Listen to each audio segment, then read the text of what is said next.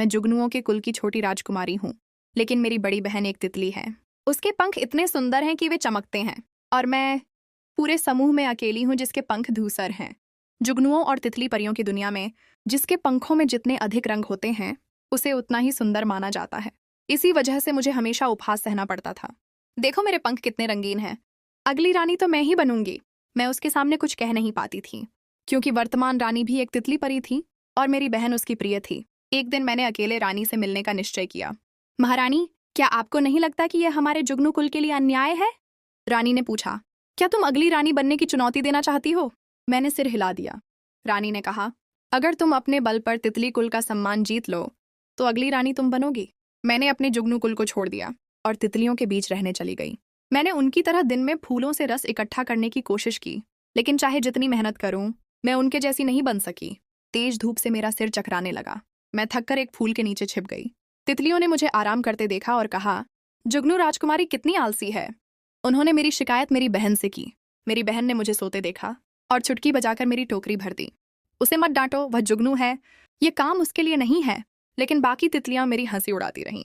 मैं बहुत दुखी हुई। रात में जब मैंने जुगनुओं को काम करते देखा, मेरा मन और भी व्याकुल हो उठा।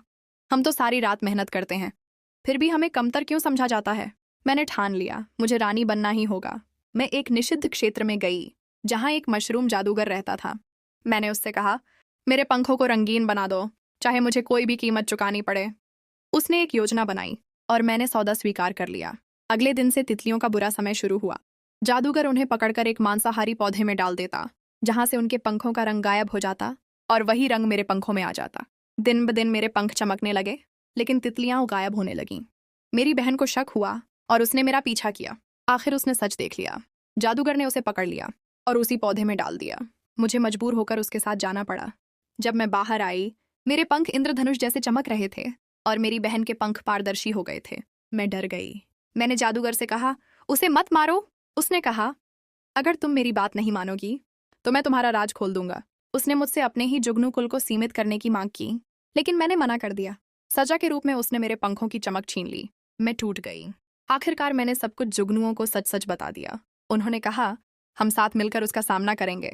हमने जादूगर से लड़ाई की, लेकिन वह बहुत शक्तिशाली था। तभी मैंने अपनी गलती स्वीकार की।